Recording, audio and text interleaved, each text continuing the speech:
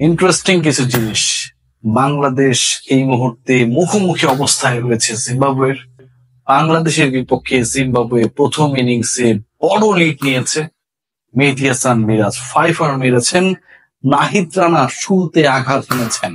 Bangladesh second ইনিংসে ঘুরে দাঁড়ানোর চেষ্টায় এখন পর্যন্ত লাইভ পেয়েও জয় লাইভ হয়েছেন, আর সাদমান তো আউট হয়ে গেছেন, কিন্তু সেগুলো নিয়ে আমি আলোচনা করতে চাই না। আমি যে আলোচনাটা করতে চাই এটা বাংলাদেশ ক্রিকেট বোর্ডের, ফারুক আহমেদের ক্রিকেট বোর্ডের এই মুহূর্তের যে অবস্থান, বাংলাদেশের পুরো সেন্টিমেন্টের বিরুদ্ধে যে অবস্থান, সেই অবস্থানটাকে আপনাদের সামনে ক্লারিফাই করে দেবে। এই মুহূর্তে বাংলাদেশে আপনারা যদি তাকান, সবার মধ্যে একটা ভয়ঙ্কর ধরনের আশঙ্কা, বিদ্বেষ, কষ্ট, একটা বাজে ধরনের মেন্টাল স্ট্যাটাস কাজ করছে। কি নিয়ে কাজ করছে আমি নাম উল্লেখ করবো না, কারণ এই ভিডিওগুলো আপনাদের কাছে যাওয়া প্রয়োজন, সেটা সেক্ষেত্রে যাবে না, অনেক ইস্যুস রয়েছে। একটা পার্টিকুলার দেশে যেভাবে নারকীয় ভাবে নানা কিছু চালানো হচ্ছে, তাদের মানবাধিকার লঙ্ঘন করা হচ্ছে, তাদেরকে একটা অভিশপ্ত নগরীর স্বাদ পেতে হচ্ছে, যে মানুষগুলো বাংলাদেশে একটা সময় যখন যুদ্ধ বিধ্বস্ত অবস্থা ছিল, যখন বাংলাদেশের ৭১ যুদ্ধ হয়েছিল, সেই সময় যেভাবে মানবেতর জীবন যাপন করছে, যখন বাংলাদেশের ইতিহাসকে যদি আমরা ফিরে তাকাই, যখন দুর্ভিক্ষ হয়েছিল, যখন মানুষ খাবার পাচ্ছিল না, যখন চিকিৎসা পাচ্ছিল না, যখন যোগাযোগ যাতায়াত ব্যবস্থা সবকিছুর একটা দুর্বিষহ সিচুয়েশন ক্রিয়েট হয়েছিল, তার থেকেও ভয়াবহ অবস্থায় রয়েছে এই মুহূর্তে আমাদের প্রিয় যে দেশের মানুষ, যে দেশের শিশুরা ভূমিষ্ঠ হবার আগেই পৃথিবীর মায়া ত্যাগ করে চলে যায়, যে দেশের শিশুরা পৃথিবীতে আলো দেখার আগেই সেই মোটর আর রকেটের ঝলকানি দেখে, সেই পার্টিকুলার দেশের সাথে অ্যাফিলিয়েটেড একটা প্রোডাক্ট বাংলাদেশ ক্রিকেট বোর্ড সগৌরবে ইন্টারন্যাশনাল ম্যাচে প্রকাশ করছে, প্রচার করছে। খেয়াল করে দেখবেন এই মুহূর্তে যে ছবিগুলো দেখছেন, যে ছবিগুলো তো নিশ্চয়ই আমি এআই দিয়ে বানাইনি, আর্টিফিশিয়াল ইন্টেলিজেন্সে বানানো না। বাংলাদেশের ক্রিকেটার মেহেদী হাসান মিরাজ যখন সংবাদ সম্মেলনে তার সামনে দুপাশে দুটা পার্টিকুলার জিনিসের বোতল, বাংলাদেশ ক্রিকেট বোর্ডের অনেক টাকা, ১৩০০ কোটি টাকার গল্প শুনি, অনেকে বলে ১১০০ কোটি টাকা, অনেকে বলে ১০০০ কোটি টাকা, মানে ১০০০ কোটি টাকার হিসাব নিকাশ আমরা শুনি প্রতিটা দিন। আমরা এটাও শুনি ফারুক আহমেদ তিনি বিভিন্ন জায়গায় গিয়ে দারুণ ভাবে বক্তব্য দেন।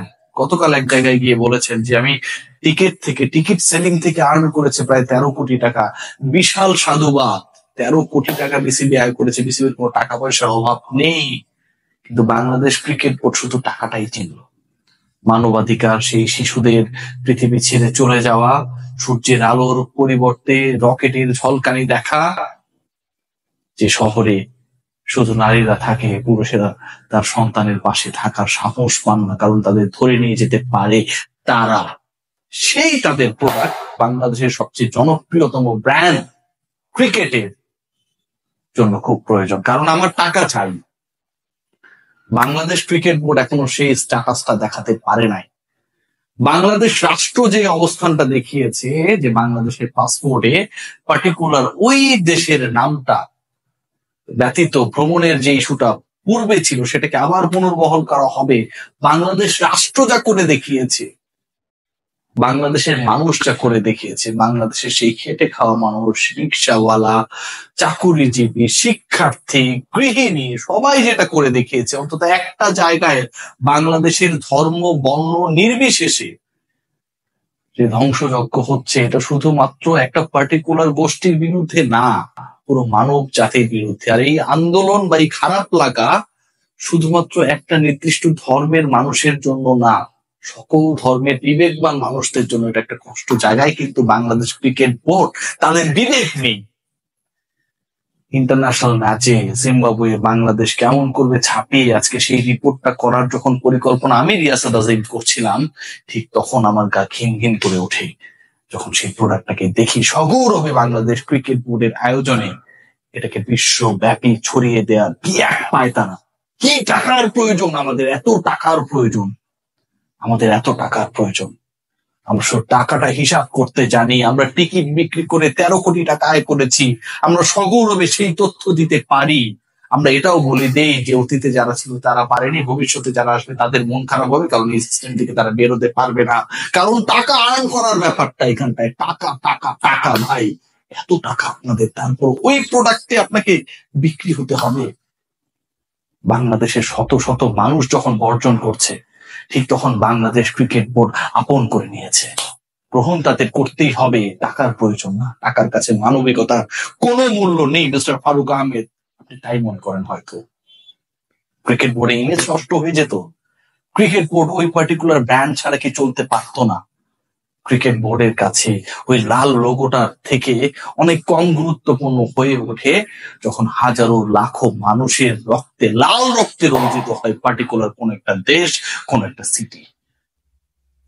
টাকার কাছে সব মূল্যহীন হয়ে পড়ে।